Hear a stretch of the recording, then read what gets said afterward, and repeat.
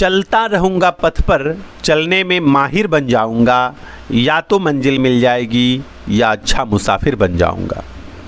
बादलों की ओर से सूरज निकलने वाला है, सफ़र जारी रखो, वक्त बदलने वाला है। मेरे प्यारे बच्चों, पिछले वीडियो में हम लोगों ने प्रमेय 10.1 यानी वृत्त से रिलेटेड पहला प्रमेय जो स्पर्श रेखा से संबंधित है हम लोगों ने पढ़ चुका है, और प्रश्नावली 10.1 के सभी प्रश्न को डिटेल में पढ़ा है। आज हम लोग कक्षा 10 के अध्याय 10 में प्रमेय 10.2 पढ़ेंगे और प्रमेय 10.2 से रिलेटेड जितनी बातें हैं सबको बारीकी से विस्तार पूर्वक समझेंगे। इसके बाद प्रश्नावली 10.2 के एक एक करके क्रम से सभी प्रश्नों का हल करेंगे। तो आइए सबसे पहले प्रमेय बनाने से पहले कुछ बातों को समझते हैं, फिर शुरू करेंगे प्रमेय 10.2। यहाँ हम लोग को सबसे पहले सीखना है कि एक बिंदु से एक वृत्त पर स्पर्श रेखाओं की संख्या। तो यहाँ पर हम लोग सीखते हैं कि किसी एक बिंदु से वृत्त पर कितनी स्पर्श रेखाएं खींची जा सकती है। सबसे पहले इस बात को समझते हैं। सबसे पहले यहाँ पर एक वृत्त ड्रॉ कर लेते हैं, वृत्त बना लेते हैं, खींच लेते हैं। तो ये है एक वृत्त, और क्या करेंगे सिखाने के लिए मैं यहाँ पर बता रहा हूँ कि यदि वृत्त के अंदर एक बिंदु बना लें और इससे स्पर्श रेखा खींचने की कोशिश करेंगे तो यह तो मुमकिन नहीं है स्पर्श रेखा खींचना। अच्छा, वृत्त की परिधि पर यदि एक बिंदु खींचे और यहाँ से अब यदि स्पर्श रेखा खींचने का कोशिश करेंगे तो एक स्पर्श रेखा खींचना संभव है। इस बिंदु पर से यदि स्पर्श रेखा बनाने की कोशिश करेंगे तो एक स्पर्श रेखा बनाया जा सकता है। लेकिन यदि वृत्त के किसी बाहरी बिंदु से, मैं एक और वृत्त में यहाँ पर ड्रॉ कर देता हूँ उसको तुरंत बगल में, यदि एक बाहरी बिंदु से वृत्त की परिधि पर, मैं यहाँ पर बिंदु एक ले लेता हूँ। एक बार मैंने ये बिंदु P लिया, एक बार ये बिंदु Q लिया, अब मैं एक बिंदु R तीसरी बार ले रहा हूँ। तो यहाँ पर क्या है कि यदि बाहरी में वृत्त से बाहर यानी बाह्य बिंदु से वृत्त की परिधि पर स्पर्श रेखा खींचना हो तब आप एक बार इस तरफ से खींच सकते हैं और एक बार क्या कर सकते हैं, इस तरफ से खींच सकते हैं। यानी यहाँ पर एक बार स्पर्श कर रही है, एक बार यहाँ पर स्पर्श कर रही है। ठीक है, यानी इससे स्पष्ट होता है यहाँ पर कि किसी बाह्य बिंदु से वृत्त पर, बाह्य बिंदु से वृत्त पर से नहीं और वृत्त के अंदर से नहीं, किसी बाह्य बिंदु से वृत्त पर अधिकतम 2 स्पर्श रेखाएं खींची जा सकती है। और आप यदि इसी बिंदु से खींचने का कोशिश करेंगे तो अब स्पर्श रेखाएं नहीं खींची जा सकती है। जैसे खींचिएगा इधर तो ये छेदक रेखा हो जाएगा, नहीं, प्रतिच्छेदी रेखा जिसको बोलते हैं या छेदक रेखा उसी को बोलते हैं। तो ये संभव है। तो यहाँ पर क्या सामने निकल कर आया, मैं बताता हूँ आपको क्या क्या हुआ। जो सबसे सुस्पष्ट बात है वो क्या है कि वृत्त के बाहर स्थित किसी बिंदु से एक वृत्त पर 2 और केवल 2 यानी 2 से बिल्कुल एक भी अधिक नहीं, केवल 2 स्पर्श रेखाएं खींची जा सकती है। और ये तो हम लोग पहले ही पढ़ चुके हैं कि वृत्त की परिधि पर किसी बिंदु पर क्या करते हैं कि एक और केवल एक स्पर्श रेखाएं खींची जा सकती है। ये पिछले अध्याय में हम लोग पढ़ चुके हैं। आइए आगे अब हम लोग शुरू करेंगे प्रमेय 10.2। आज हम लोग पढ़ेंगे प्रमेय 10.2। प्रमेय है बाह्य बिंदु से वृत्त पर खींची गई स्पर्श रेखाओं की लंबाई बराबर होती है। ठीक है, प्रमेय 10.2 क्या कहता है कि किसी बाह्य बिंदु से वृत्त पर खींची गई स्पर्श रेखाओं की लंबाई बराबर होती है। तो हम लोग जब इस प्रमेय को सिद्ध करेंगे, जब इस प्रमेय को सिद्ध करने की बात होगी, सबसे पहले क्या करेंगे कि यह प्रमेय जो कहता है इससे संबंधित एक फिगर ड्रॉ कर लेंगे, यानी एक चित्र बना लेंगे। तो आइए एक चित्र बना लेते हैं। सबसे पहला काम होगा हम लोगों का कि एक चित्र हम लोगों ने यहाँ पर ड्रॉ कर लिया और क्या कहता है कि बाह्य बिंदु से, ठीक है, तो हम एक बाहर में बिंदु खींचते हैं और इससे बाह्य बिंदु से वृत्त पर खींची गई स्पर्श रेखा, तो एक बाहरी बिंदु से 2 स्पर्श रेखा खींच सकते हैं, एक इस तरफ से और एक इस तरफ से। क्या कहा कि बाह्य बिंदु से, ये एक बाह्य बिंदु मान लिया जाए, मैंने क्या लिया, P ले लिया, पर खींची गई स्पर्श रेखा, 2 स्पर्श रेखा खींच दिए कि लंबाई बराबर होती है, ये सिद्ध करना आपको। ठीक है, तो जो काम आपने मान लिया कि ये O केंद्र है इसका, और इस बिंदु पर भी हम यहाँ पर Q लिख दें और यहाँ पर लिख दें R, PQR। ठीक है, तो जो काम आपने चित्र बनाते इसमें क्या ना, इसी को हम लोग विशेष प्रतिज्ञा में लिख देते हैं। क्या करेंगे कि विशेष प्रतिज्ञा देंगे, यहाँ पर लिखेंगे विशेष प्रतिज्ञा, विशेष प्रतिज्ञा, और जो काम हम यहाँ पर किए हैं वही लिख देंगे। तो क्या किए, सबसे पहले एक वृत्त खींचे, तो वृत्त खींचे यही लिखेंगे कि माना कि एक वृत्त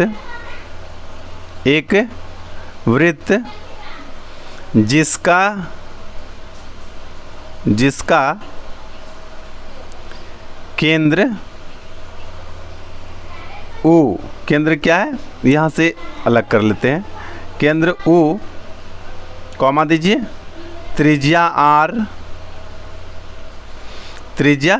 R है, बाह्य बिंदु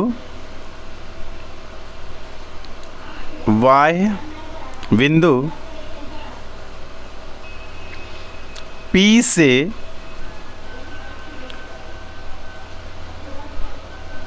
वृत्त पर 2 स्पर्श रेखाएं PQ तथा PR खींचा, यही किए हैं आप, खींचा। जो काम आपने किया था यह चित्र बनाते इसमें, इसी बात को आप किसी तरह से लिख दीजिएगा, तो यही विशेष प्रतिज्ञा कहलाता है। इसके तुरंत नीचे आपको लिखना है कि क्या सिद्ध करना है, तो आप लिख दीजिए सिद्ध करना है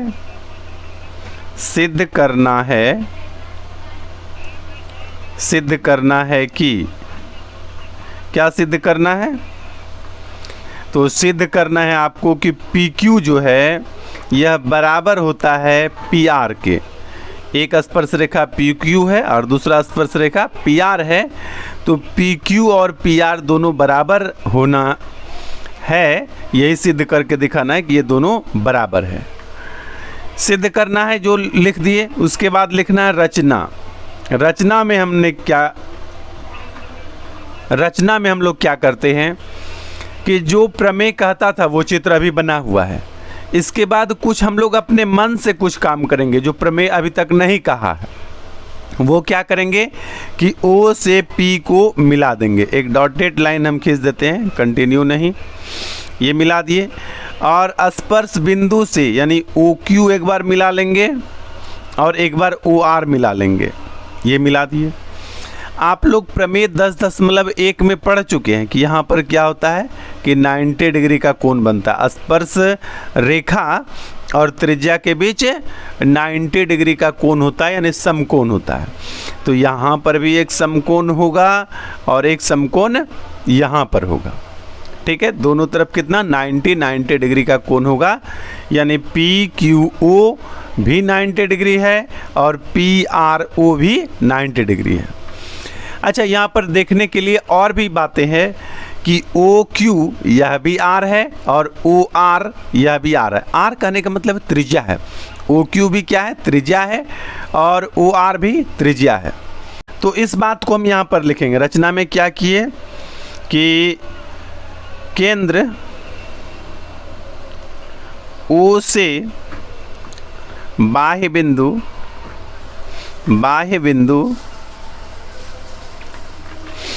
P को मिलाया,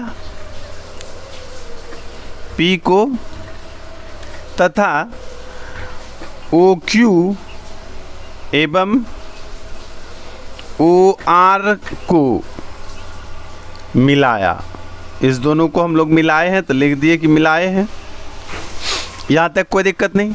अब जो सिद्ध करेंगे उसको लिखते हैं हम लोग प्रमाण, यानी प्रमाणित करना है, ठीक ना। जो सिद्ध करना है उसको लिखते हैं प्रमाण, यानी प्रमाणित करना है। तो लिखेंगे यहाँ पर प्रमाण, सबको अंडरलाइन करके डबल डॉट इस तरह से दे दिया कीजिए, ताकि एग्जामिनर जब चेक करेगा ना आपका आंसर, तो ये अंडरलाइन किया हुआ चीज़ उसको पहले दिखेगा, यहाँ अंडरलाइन किया हुआ चीज़ उसको पहले दिखेगा, रचना पहले दिखेगा, प्रमाण लिखा हुआ पहले दिखेगा। तो वह समझ जाएगा कि लड़का या स्टूडेंट, छात्र छात्रा में से कोई भी क्रम से सिलसिलेवार ढंग से तरीके से लिखा है, तो आपको मैक्सिमम, अधिकतम जितना नंबर मिलना होगा वो मिल जाएगा, ठीक है। तो प्रमाण में ज़्यादा कुछ नहीं करना है। प्रमाण में जो मैं अभी बता रहा था उसी बात को यहाँ ध्यान रखना है कि एक यहाँ पर तो दिख रहा है कि समकोण है। हम लोग प्रमेय 10.1 में, पिछले वीडियो में प्रमेय 10.1 बताया हुआ है, वहाँ पर यह सिद्ध करके दिया हुआ है कि यह 90 डिग्री क्यों होता है। तो पिछले प्रमेय से जानते हैं कि यहाँ पर समकोण बनता है, यहाँ पर समकोण बनता है स्पर्श रेखा और त्रिज्या के बीच। अच्छा, यदि एक त्रिभुज यहाँ पर बन रहा है POQ और दूसरा त्रिभुज यहाँ पर बन रहा है POR या PRO, दोनों ही त्रिभुज में PO जो है ये क्या है, एक ही रेखा है। और हमने आपको बताया था कि जब दो अलग अलग त्रिभुज में या दो अलग अलग रचनाओं में कोई कॉमन हो, यानी एक ही हो, तो इसको क्या बोलते हैं, उभयनिष्ठ बोलते हैं। तो यहाँ पर दोनों त्रिभुज में PO जो रेखा है ये क्या है, उभयनिष्ठ है, यानी दोनों त्रिभुज के लिए एक ही भुजा काम कर रही है, एक ही रेखा दोनों त्रिभुज के लिए काम कर रहा है। तो इस रेखा को या इस भुजा को क्या बोलेंगे, उभयनिष्ठ बोलेंगे। इस तीन बात को यदि आप समझ गए यानी सिद्ध हो गया। क्या क्या, एक तो हम लोग यहाँ पर देख रहे हैं कि R यानी त्रिज्या, OQ और OR ये दोनों त्रिज्या है, यानी दोनों बराबर है। दूसरा क्या देख रहे हैं कि यहाँ पर 90 डिग्री, यहाँ पर 90 डिग्री का कोण है, यानी दोनों आपस में बराबर है। तीसरा क्या देख रहे हैं कि दो त्रिभुज है, दोनों त्रिभुज में एक रेखा या एक भुजा PO जो है यह उभयनिष्ठ है। यह तीन बात आप जैसे ही समझ गए इसका मतलब आपका सिद्ध हो गया। कैसे, आइए यहाँ प्रमाण में हम लोग देखते हैं। सबसे पहले आप कीजिए कि त्रिभुज, आपको बोलना है त्रिभुज PQO तथा त्रिभुज PRO में, इस दोनों त्रिभुज में क्या करेंगे कि कोण PQO बराबर कोण PRO। क्यों बराबर है, क्योंकि ये 90 डिग्री बराबर 90 डिग्री है, ठीक है। और दूसरी बात हमने क्या कहा था आपसे कि OQ बराबर OR, ये क्या है, बराबर त्रिज्या। ये दोनों त्रिज्या है तो हम लिख देते हैं कि बराबर त्रिज्या है। इस बात को आप ब्रैकेट में भी दिखा सकते हैं। यहाँ पर ब्रैकेट में यदि बराबर 90 डिग्री नहीं लिखेंगे तो ब्रैकेट में आप लिख सकते हैं कि समकोण है, समकोण है। यदि आप यहाँ पर त्रिज्या बराबर देकर भी लिखते हैं तो ठीक है, और नहीं तो आप ब्रैकेट में भी लिख सकते हैं कि वृत्त की त्रिज्या है। क्या लिख देंगे कि वृत्त की त्रिज्या है। तो दोनों में से कोई एक काम कर सकते हैं, यानी बताना है कि ये क्यों बराबर है, आपको दिखाना है कि ये क्यों बराबर है, ठीक है। तीसरा क्या बराबर है, तो OP जो है, OP या PO दोनों में से कुछ भी बोल सकते हैं। OP जो है, ये जो OP है दोनों त्रिभुज में क्या है, उभयनिष्ठ है। यहाँ पर आपको ब्रैकेट देकर ही लिखना पड़ेगा, उभयनिष्ठ, उभयनिष्ठ है। अब आपको एक प्रमेय आप लोग पहले पढ़े होंगे सर्वांग क्षमता प्रमेय में, उस प्रमेय का नाम है RHS प्रमेय।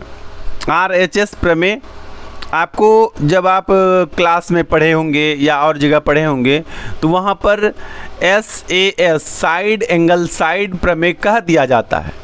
वह गलत नहीं है, लेकिन मैं जो बता रहा हूँ RHS प्रमेय ये उससे ज़्यादा सटीक है।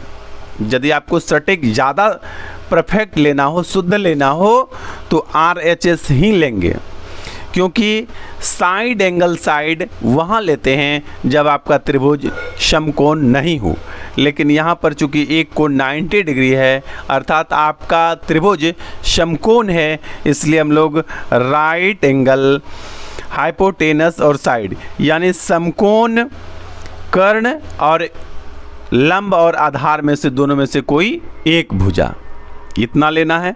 तो इसके लिए जब स्पेशल प्रमेय है समकोण त्रिभुज के लिए तो हम क्यों किसी दूसरे का सहारा लें, इसलिए यह लिखना प्रमेय RHS से ये लिखना आपका ज़्यादा सटीक है। ठीक है, तो प्रमेय से क्या है, सर्वांग समता प्रमेय RHS से क्या होगा कि यह त्रिभुज जो है, कौन सा त्रिभुज, यही जो आपने शुरू में लिखा था PQO, ये सर्वांगसम का चिन्ह हुआ। सर्वांगसम है त्रिभुज PRO, ये दोनों सर्वांगसम है। जैसे ही आपने सिद्ध किया सर्वांग सम है, सर्वांगसम का मतलब होता है सब अंग समान, सर्वांग यानी सभी अंग, सम मतलब बराबर, सर्वांग सम सभी अंग समान, सभी अंग बराबर। जब सभी अंग बराबर ही हैं यानी कहने का मतलब है कि यह अंग भी PQ और PO भी आपस में बराबर होगा। अतः यहाँ पर लिख देंगे, कम जगह है लेकिन आप समझ सकते हैं, समझने में आपको कोई कठिनाई नहीं होगी। अतः यहाँ पर हम लोग लिख देंगे कि PQ बराबर PR, क्या लिख देंगे, PQ बराबर PR। जब सिद्ध हो जाता है तो इसको इस तरह से ब्रैकेट में घेर दिया कीजिए और यहाँ पर हिंदी में लिख सकते हैं सिद्ध हुआ, यहाँ पर हिंदी में लिख देंगे सिद्ध हुआ या फिर अंग्रेजी में लिखेंगे प्रूव्ड। कम जगह होने के कारण थोड़ा सा टेढ़ा लिखा गया तो कोई बात नहीं। इस प्रकार से आप प्रमेय 10.2 सिद्ध कर चुके हैं। आप इतना देर देखें तो एक बार और देख लीजिए, क्योंकि मैं अंतिम में एक बार और समझाने वाला हूं, आप समझिए ध्यान से। प्रमेय कहता है कि बाह्य बिंदु से वृत्त पर खींची गई स्पर्श रेखाओं की लंबाई समान होती है, ये प्रमेय का कहना है और इस बात को आपको सिद्ध करके दिखाना है। तो हम लोग प्रमेय के आधार पर क्या करते हैं, एक रचना कर लेते हैं, एक फिगर ड्रॉ कर लेते हैं, फिगर बना लेते हैं। फिगर कह रहा है कि एक बाह्य बिंदु से, तो सबसे पहले एक वृत्त बनाएं और बाह्य बिंदु से वृत्त पर अधिकतम 2 स्पर्श रेखाएं खींची जाती है। हमने दोनों स्पर्श रेखा बना लिया और इसी बात को, जो फिगर बनाया मैंने, इसी बात को विशेष प्रतिज्ञा में लिख दिया। कहा कि माना कि एक वृत्त है जिसका केंद्र O, त्रिज्या R है, बाह्य बिंदु P से वृत्त पर 2 स्पर्श रेखाएं PQ और PR खींचा, कोई दिक्कत नहीं है। उसके बाद सिद्ध क्या करके दिखाना है, ये कहा कि दोनों रेखाओं की लंबाई बराबर है, तो हम यहाँ पर लिख दिए सिद्ध करना है कि PQ बराबर PR, यानी PQ एक स्पर्श रेखा की लंबाई, दूसरे स्पर्श रेखा की लंबाई PR है, ये दोनों आपस में बराबर है, यह सिद्ध करके दिखाना है। जो प्रमेय कह रहा था वो फिगर तो उस समय मैंने बनाया और कुछ रचना करना है, यानी O से Q को मिलाए, O से R को मिलाए और O से P के मिलाए, ये रचना हमने बाद में किया। ये बात प्रमेय नहीं कह रहा था, तो ये रचना में हम लोग कर लिए। उसके बाद रचना के बाद होता है सिद्ध करना यानी प्रमाणित करना।